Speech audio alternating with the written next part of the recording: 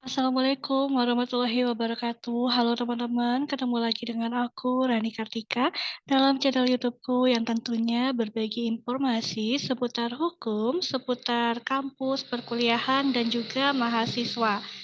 Nah, di video kali ini aku ingin berbagi informasi yang ditujukan untuk kalian semua, masyarakat umum pun juga berhak untuk tahu gitu ya, terkait dengan adanya kebijakan terbaru ini mengenai satuan rumah susun yang dapat diberikan kepada warga negara asing. Nah, ini bagaimana sih pengaturannya pasca lahirnya Undang-Undang Cipta Kerja. Nah, teman-teman, jadi aku sekaligus nggak bisa lihat ke kamera, aku juga harus mantengin tampilan layar yang ada di laptop ini, gitu ya, untuk melihat materi presentasinya. Nah, bicara tentang warga negara asing, kalau ditanya apakah warga negara asing itu boleh memiliki hak atas tanah di Indonesia, maka jawabannya adalah sepanjang bukan merupakan hak milik atas tanah, maka warga negara asing diperbolehkan memiliki hak atas tanah, misalnya berupa hak pakai, lalu kemudian hak guna bangunan, maka subjek dari jenis hak tersebut salah satunya diperkenankan bagi warga negara asing. Nah, hal yang terbaru kali ini juga termasuk pada kepemilikan satuan rumah susun. Jadi sarusun kayak apartemen gitu ya. Nah, itu sekarang WNA juga diperbolehkan. Kita akan melihat dari segi peraturannya ya, teman-teman ya. Nah, untuk dasar hukumnya, kelihatan nggak ya, teman-teman? Oke. Untuk dasar hukumnya ini mengacu pada Undang-Undang Cipta Kerja, lalu kemudian ada Undang-Undang Rumah Susun, ada Perpu, Peraturan Pemerintah Pengganti Undang-Undang Cipta Kerja ya. Jadi Perpu Cipta Kerja, teman-teman. Oke, sebentar lanjut ke slide berikutnya sebentar. Lalu kemudian setelah tahu dasar hukumnya, kita lihat dulu ya definisi dari sertifikat hak milik atas satuan rumah susun. Nah, teman-teman bisa lihat di Undang-Undang Rumah Susun sendiri pada pasal 1 angka 11, yang dimaksud dengan sertifikat satuan rumah susun adalah tanda bukti kepemilikan atas satuan rumah susun di atas tanah hak milik HGB atau hak pakai atas tanah negara, serta HGB atau hak pakai di atas tanah hak pengelolaan. Jadi teman-teman bisa lihat di sini, ya, sertifikat hak milik atas satuan rumah susun dapat diberikan jika itu berdiri di atas, lihat, di atas tanah hak milik HGB ataupun hak pakai. Ini sertifikat satuan rumah susunnya. Nah, kemudian siapa nih yang dapat, sorry, ini terkait dengan subjeknya. Siapa yang dapat memiliki hak milik atas satuan rumah susun? Nah, kita lihat pada pasal 144 ayat 1 Perpu Cipta Kerja. Nah, di situ dikatakan bahwa subjeknya antara lain adalah warga negara Indonesia. Nah, di sini ada WNA, warga negara asing. Lalu ada Badan Hukum Indonesia seperti misalnya PT gitu ya. Lalu kemudian koperasi, yayasan, itu kan badan hukum di Indonesia. Atau juga bisa badan hukum asing atau perwakilan-perwakilan asing yang berada di Indonesia, serta di sini lembaga internasional yang perwakilannya berada di Indonesia. Maka beberapa poin ini itu adalah subjek yang dapat memiliki hak milik atas satuan rumah susun. Nah, kemudian, nah, ini terkait dengan pendirian Sarusun sendiri. Jadi kalau dilihat, sorry, beribet, dilihat dari Undang-Undang Nomor 11 Tahun 2020 tentang Cipta Kerja, dikatakan bahwa Sarusun yang dibangun adalah di kawasan tertentu, seperti KEK. Ada yang tahu nggak KEK itu apa? KEK itu adalah kawasan ekonomi khusus.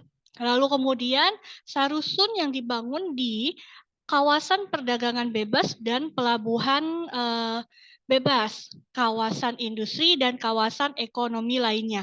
Jadi kalau teman-teman tahu gitu ya atau belum tahu nih, beberapa wilayah-wilayah yang ada di Indonesia itu, nah, itu tuh ditetapkan dengan kategori wilayah seperti ini, teman-teman. Misalnya untuk di Kepri sendiri ya, di kota kabupatennya beberapa, sebagian ada yang ditetapkan sebagai kawasan ekonomi khusus, kawasan perdagangan bebas, FTZ. Ya, saya kurang tahu kalau di kota-kota lain seperti apa. Jadi itu adalah ciri tertentu dari suatu wilayah yang ditetapkan dengan kategori kawasan tertentu tersebut. Nah, kemudian teman-teman, apa sih syaratnya ya agar WNA itu dapat memiliki rumah susun di Indonesia? Ini dari sumber Kementerian ATR BPN sendiri saya kutip ya teman-teman. Yang pertama harus memiliki dokumen keimigrasian.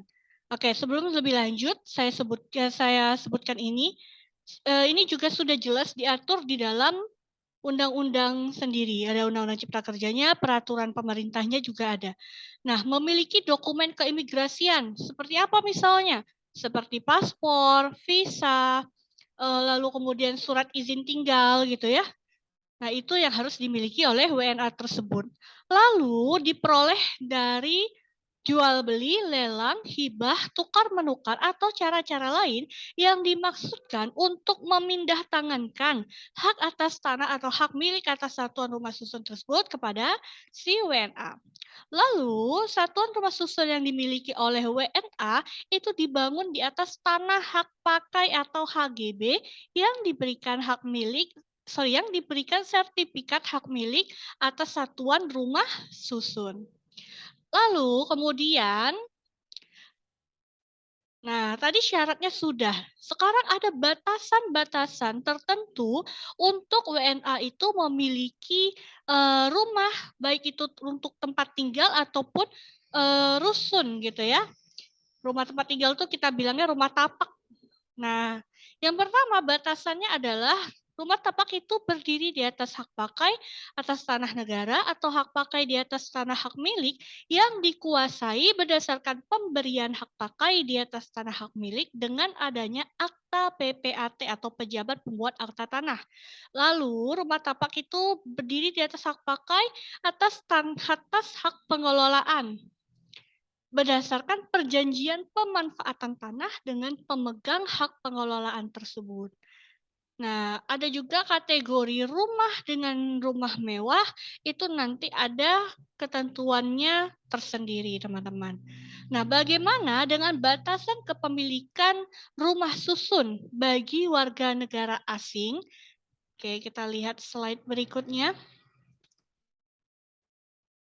Oke, batasannya adalah rusun itu berada di atas hak pakai atau hak guna bangunan atas tanah negara, atau rusun itu berada di atas hak pakai atau HGB atas tanah hak pengelolaan, atau hak pakai atau HGB di atas tanah hak milik, dan memperhatikan adanya batasan harga minimal untuk rumah tinggal, baik itu rumah tapak maupun rumah susun bagi WNA. Jadi ada batasan yang telah ditetapkan oleh peraturannya minimal harga.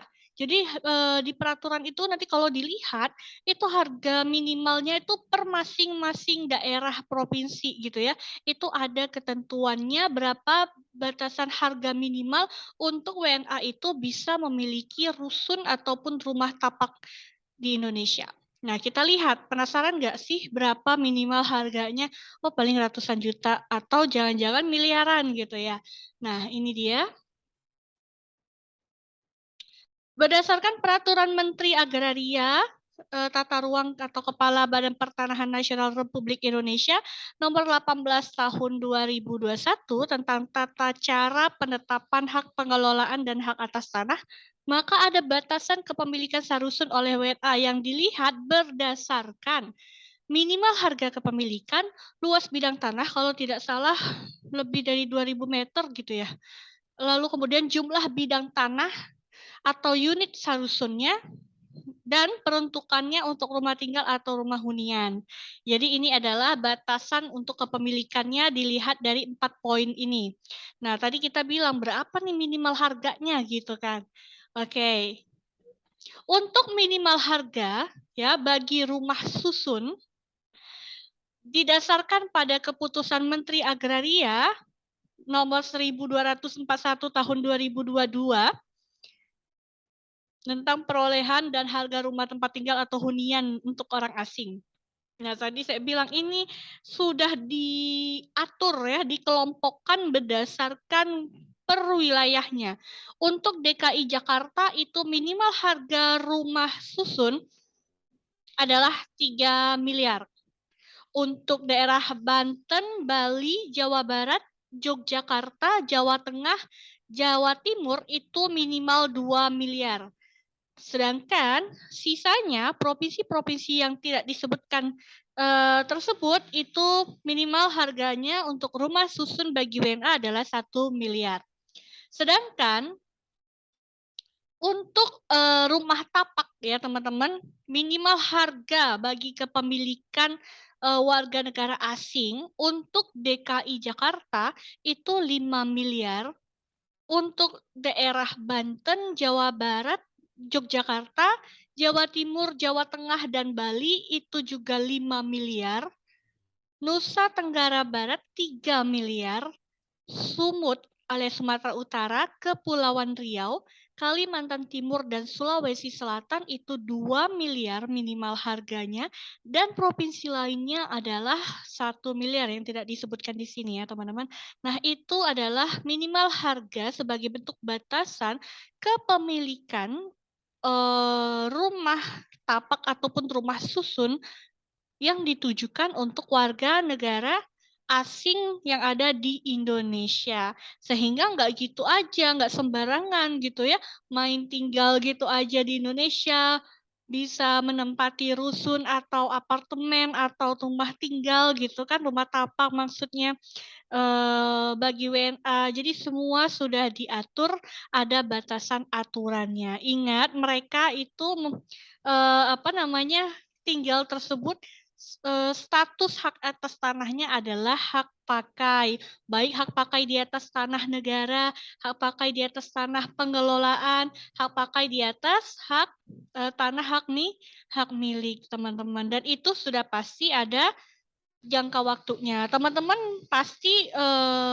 sorry, teman-teman kalau misalnya belum tahu gitu ya, apa sih perbedaannya hak pakai, hak milik, HGB, HGU, hak pengelolaan, teman-teman bisa cek di videoku. Aku udah pernah tuh buat 1-2 tahun yang lalu teman-teman videonya perbedaan jenis hak atas tanah tersebut.